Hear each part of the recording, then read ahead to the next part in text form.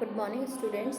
आज हम लोग आपकी पाठ्य पुस्तक शेमुशी का जो चतुर्थ पाठ है शिशु लालनम अर्थात बाल स्नेह, बच्चे का स्नेह करना, बालकों का स्नेह करना, उनको लाड प्यार दुलार करना, इस संबंध में बताया गया है इस चैप्टर के अंतर्गत। इस पाठ के अंदर लव कुश जो होते हैं श्री राम के पुत्र हैं, उनको सिंहासन पर बिठाकर उनका किस प्रकार से लालन किया जाता है, उनको प्यार किया जाता है, ठीक है, उसको स्नेह से दुलारते हैं वो लोग और उनके बालपन पे मोहित होते हैं। तो यही सब कुछ इस पाठ के अंतर्गत बताया गया है। तो देखिए, पहले पाठ का परिचय देखिए। प्रस्तुत अयम पाठ है दिंगनाग विरचित संस्कृतस्य प्रसिद्ध नाट्य ग्रंथ कुंदमाला इत्य पंचमांक संपादनं कृत्वा संकलितो अस्ति। अत्र नाटकांशे राम स्वपुत्रौ लवकुशौ सिंहासनम् आरोहितुम् इच्छति, किन्तु उपावधि सविनयं तं निवार्यतः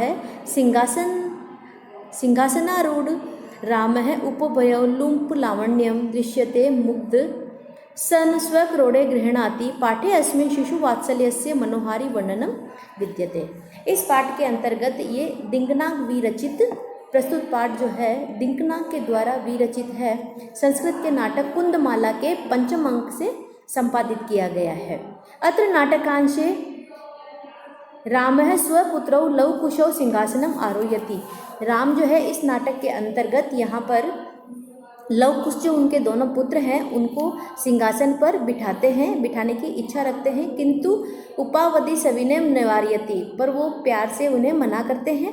साथ ही साथ सिंहासन पर आरूढ़ दोनों के लूप लावण्य में से मुक्त होकर वह उन दोनों को अपनी गोद में बिठा लेते हैं। और इस पाठ के अंदर शिशु वात्सल्य, शिशुओं का जो प्यार है उनका वर्णन है वह मनोहारी रूप से इसके अंतर्गत किया गया है। तो सिंहासनस्थः रामः ततः प्रविशतः विदूषकेनोऽपि उपदिश्य मार्गौ तापसौ कुशलवौ, ठीक है। तो सिंहासन पर स्थित राम इसके बाद प्रवेश करते हैं विदूषक द्वारा मार्ग दिखाए जाते हुए तपस्वी लव और कुश। विदूषक इतः इतः आर्यो, विदूषक बोलता है इधर इधर आर्य। लव कुशौ रामम उपसृत्य प्रणम्य च अपि कुशलम महाराजस्य, राम के समीप जाकर और प्रणाम करके, क्या महाराज आप कुशल हैं? राम है युष्मत् दर्शनात् कुशलमेव, आपके दर्शनों से मैं कुशल हूँ।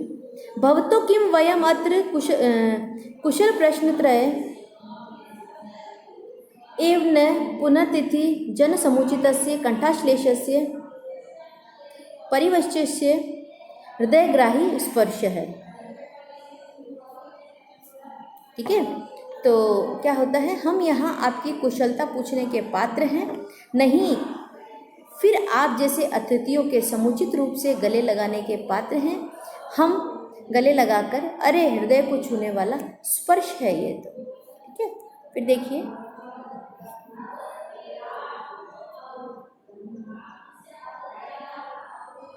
उभौ राज सिंहासनम खल्वे तत् न युक्त मध्यम सितुम, ठीक है। दोनों, यह राजा का आसन है, इस पर बैठना उचित नहीं है, ठीक है। रामस्य व्यवधानम न चरित्र लोपाय तमादंक व्यव मध्यास्तता सिंहासनम अंकम उपवेशयति, ठीक है। राम, यह व्यवधान रुकावट के साथ आचरण के लोग के लिए नहीं है, इसीलिए गोद की रुकावट के लिए साथ में बैठ जाइए सिंहासन पर, ठीक है। और अंकम उपवेशयति, गोद में बिठाते हैं। उभौ अनिच्छा नाट्यते राजन, ठीक है। अनिच्छा का नाटक करते हुए दोनों मुख के वो जो होते हैं, उनके चेहरे के एक्सप्रेशंस जो होते हैं, चेहरे के जो भाव है वह दिखाते हुए, हे राजन अलममति दक्षिणयन, अत्यधिक कुशलता मत कीजिए। राम है अलममति शीलनतया भवती शिशुजनो वयम अनुरोधात गुण अहमताम अपि लालनीय एव व्रजति हिम करो अपि बाल भावात पशुपति मस्तक केतक छद त्वम, ठीक है।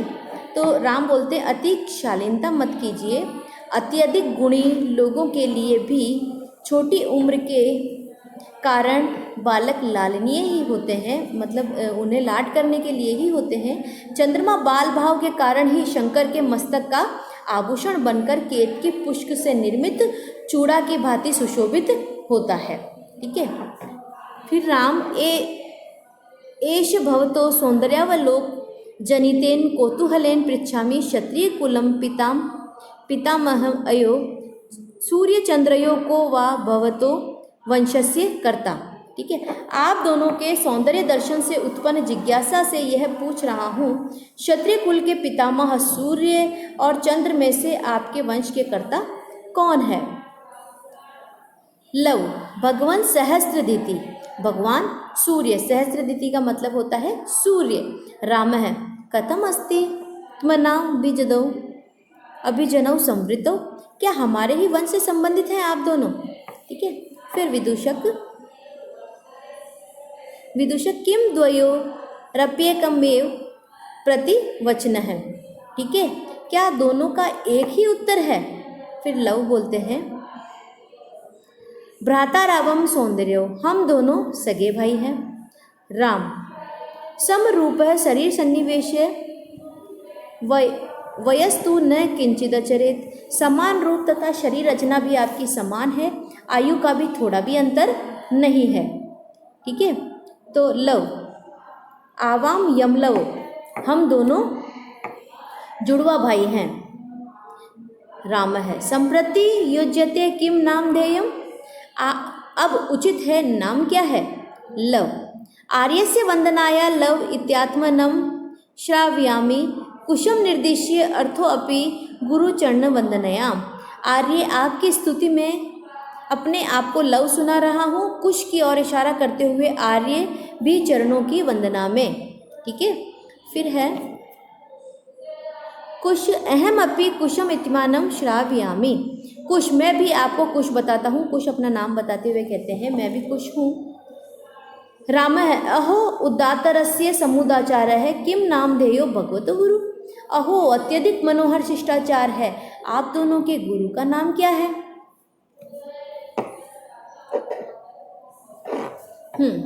लव ननु भगवान वाल्मीकि, लव बोलते हैं भगवान वाल्मीकि। राम केन संबंधे, किस संबंध से? लव उपनयनोपदेशे, उपनयन संस्कार की दीक्षा के संबंध में, उन्होंने हमारा उपनयन संस्कार किया है।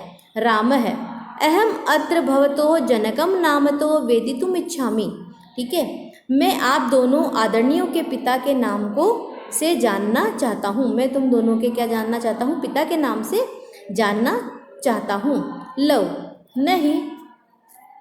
नहीं जनात्म से नाम ध्येयम न किंचित तपोवने यस्य न व्यवहरति। ठीक है, मैं इनको नाम से नहीं जानता हूँ, कोई भी इस तपोवन में उनका नाम नहीं लेता है। उनसे उनके पिता का नाम पूछा जा रहा है, परंतु बोल रहे हैं तपोवन में कोई भी इसका नाम नहीं लेता है।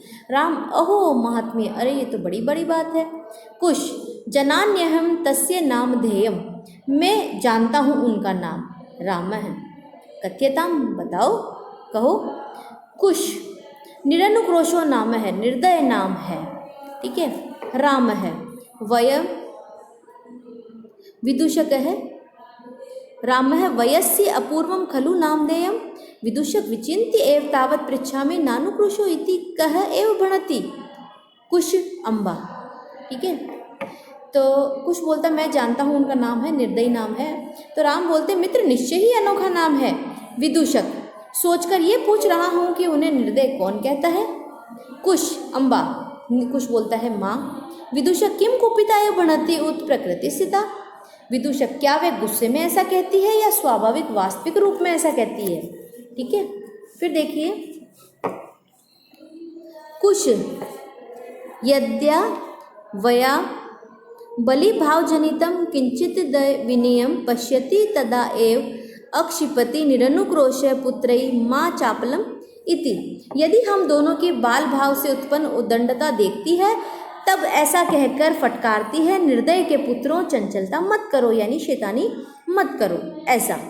ठीक है, फिर विदूषक एतद्योदि पितुं निरनुक्रोशो इति नामधेयम एतयो जननी तेनावमानिता निर्वासिता एतेन वचने दारकौ निर्वस्यति। विदूषक, यदि इनके पिता का नाम निरदय निरनुक्रोश है तो इनकी माता उससे अपमानित या निष्कासित होने के कारण इन्हें फटकारती है। ठीक है। फिर है राम है स्वगतम दिंक मामोवृतुम मामवभूतम सा तपस्विनी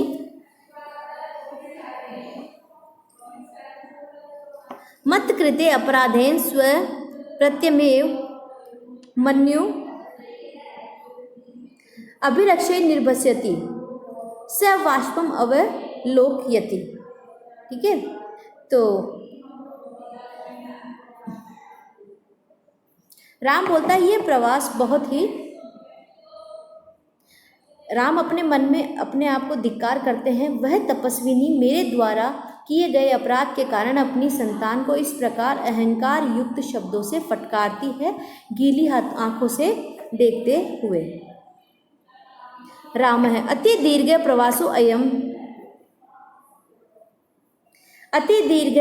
अयम दारुणश्च विदूषकम अवलोक्य जनान्तिकम कौतूहलेनाविष्टो मातरम मनयोरभिमतो वेदितुम इच्छामि न युक्तम च स्त्रीगत मनोयोक्तुम विशेषतोस्तपन्वने तत् कोऽत्र उपाय है।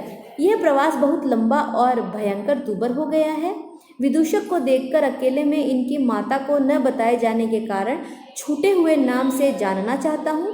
स्त्री के विषय में पूछना उचित नहीं है, विशेष रूप से मैं तपोवन में, तो यहाँ इसका क्या उपाय है, इसका क्या उपाय बताया गया है।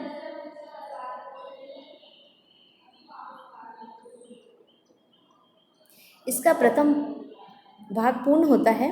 दूसरे भाग में हम पाठ का जो हिस्सा बच गया है वह करेंगे और जो अतिरिक्त पाठ है वह करेंगे, साथ ही इसके शब्दार्थ करेंगे। धन्यवाद।